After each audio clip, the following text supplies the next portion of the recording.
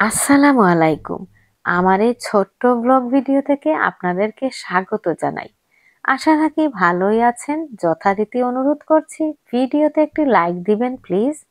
তো আজকে বানাচ্ছি বাগেট ব্রেড পিৎজা।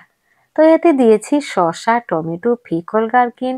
এগুলো সব জায়গায় দোকানেই পাওয়া যায়। এরপর লবণ, ব্ল্যাক পেপার আর বেশি করে চিজ দিয়ে মিক্স করে নিয়েছি। তারপর এভাবে করে বাগেটের উপর দিয়ে বেকড করে নেব। এই তো 20 থেকে 25 মিনিট বেকড করেছি। এরপর এরকম হয়েছে। চায়ের সাথে খেতে কিন্তু দারুণ লাগে।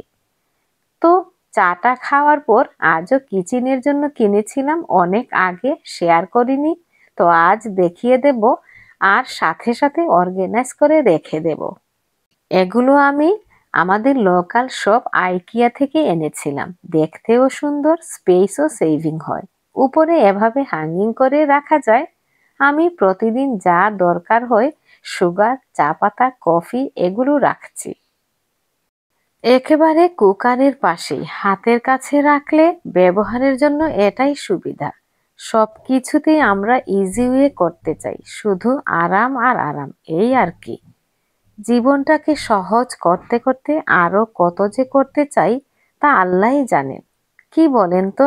আমরা সবাই দেখবেন এরকমই, যার যা আছে তা নিয়ে সুখী নই। হয়তো আমার সবকিছু দেখে অন্যজন কত যে সুখী, কিন্তু আমি এতটা সুখী নই। আমি মনে করি আমার কি আছে, ঠিক এভাবে আমিও অন্যকে দেখে সেই চিন্তাই করি। এইসব হচ্ছে শয়তানের প্ররোচনা। আল্লাহ আমাদের এ থেকে পানা করবেন, এটাই দোয়া করি। তো আজ এ পর্যন্তই। ভিডিওর কোন অংশ যদি এতটুকু ভালো লেগে থাকে প্লিজ লাইক, শেয়ার এবং সাবস্ক্রাইব করবেন। সবাই ভালো থাকবেন। আল্লাহ হাফেজ।